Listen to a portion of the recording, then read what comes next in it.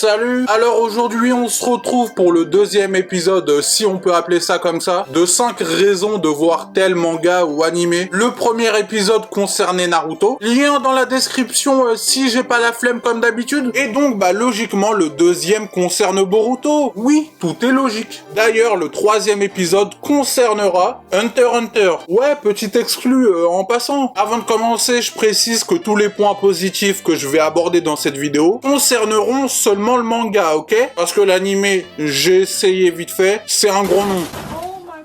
Voilà, donc là je précise que je ne vais parler que du manga, ok? C'est-à-dire l'œuvre originale. En vrai, c'est plus 5 raisons de lire Boruto, mais voir c'est plus aguicheur que lire, je pense, ouais. Ah oui, mais si tu peux pas changer le monde, adapte-toi à celui-ci. Sois un loup parmi les loups. Marche ou crève. J'en ai encore 50 000, hein, des dictons de merde comme ça, oui. Fume avant que la vie te fume. Tout ce qui ne te tue pas te rend plus fort. YOLO. Tant que ton cœur bat, c'est que t'es pas mort. Donc tu peux t'abonner à cette chaîne et liker cette vidéo, oui. Ou la vilaine pub subliminale, vous l'avez remarqué? Commente si tu l'as remarqué. Hop, deuxième pub subliminale. On vous ment. Sinon, on parlait Boruto à la base. Oui.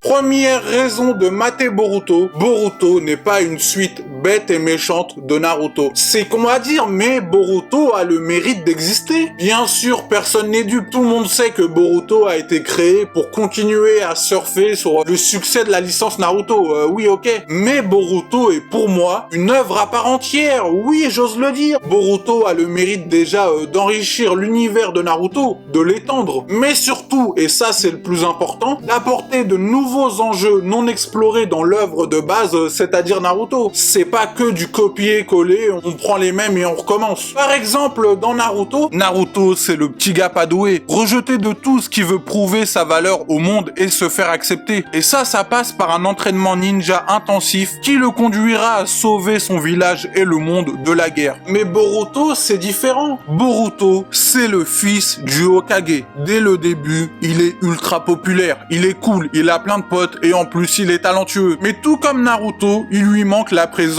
d'un père, puisque le père de Naruto, salut mon pote. Et le père de Boruto, donc Naruto, est ultra occupé par son poste d'Hokage. Ce sont tous les deux des fils d'Hokage et des fils de héros, mais l'un n'a pas connu son père et a été rejeté du village, et l'autre, ultra respecté depuis sa naissance, dans un monde de paix, soucieux de prouver sa valeur pour sortir de l'ombre de son père. Ce sont deux problèmes, deux enjeux différents. Dans Naruto, on te montre les problèmes de partir de rien, de se faire tout seul, en n'étant pas respecté et détesté d'à peu près tout le monde. Et dans Boruto, on te montre les problèmes d'être une sorte d'enfant de star, soucieux de se faire tout seul. Mais pareil, dans Naruto, on le voit idéaliser la fonction d'Hokage, le poste suprême du ninja. Dans Boruto, on le voit dans le train-train quotidien, en train de remplir de la paperasse toute la journée. Et Pain, tu veux pas revenir attaquer le village là, vite fait, c'est la galère. Je parle du début de Boruto, bien sûr. Quand l'intrigue démarre, là, c'est autre chose, hein. C'est plus du tout la galère. Non mais voilà, Boruto explore d'autres pistes, d'autres voies.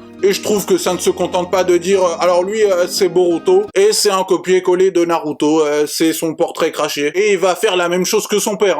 D'ailleurs, on voit bien que Boruto a choisi Sasuke comme sensei et ça veut dire beaucoup. L'œuvre Boruto a fait des choix drastiques pour se détacher peu à peu et devenir une œuvre à part entière. Comme on peut le constater avec le deuxième point que je vais aborder tout de suite, oui.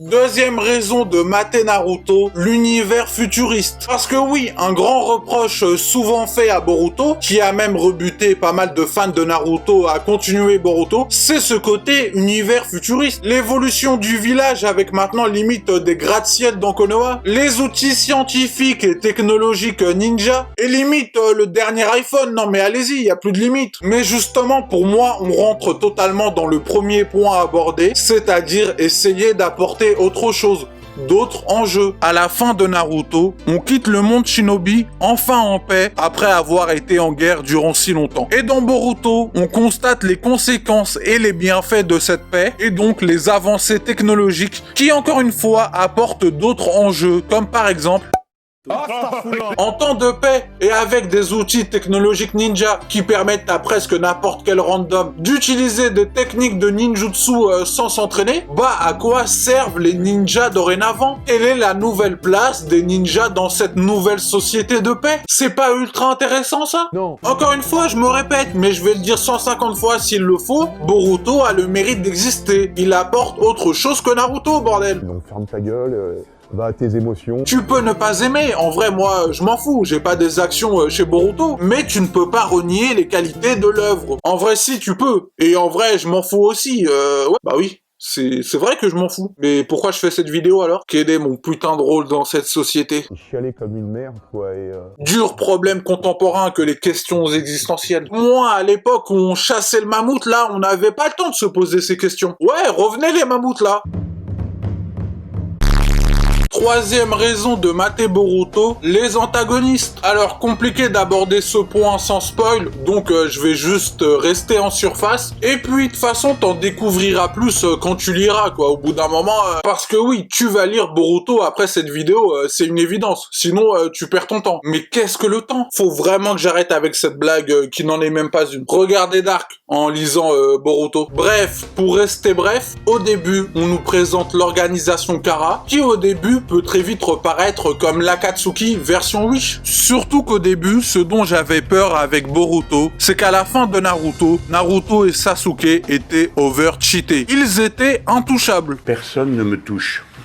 Ma personne est sacrée. Donc, comment trouver des antagonistes capables ne serait-ce qu'effleurer l'ongle du gros orteil de Naruto? Donc, trouver des antagonistes crédibles, qui nous feraient ressentir du danger pour Naruto ou Sasuke dans Boruto, c'est quasi mission impossible. Mais justement, c'est là que déjà le choix de l'univers futuriste, avec les outils technologiques ninja, fut judicieux, puisqu'avec la technologie, tu peux imaginer un outil scientifique qui deny Naruto ou Sasuke, puisque comme le dit le vieil adage, la muscu, ça arrête pas les balles. Et puis, on découvrira au fil du temps tous les secrets de cette organisation Kara et tout ce qui tourne autour des Otsutsuki. Donc encore une fois, Boruto a réussi à relever un défi compliqué, réussir à créer du danger pour des monstres comme Naruto ou Sasuke, et un danger crédible qui ne sort pas de nulle part. Moi, je me suis senti menacé, ça veut dire qu'il est crédible. C'est la continuité de Naruto, notamment avec les Otsutsuki. Toujours aussi compliqué à dire ce blaze,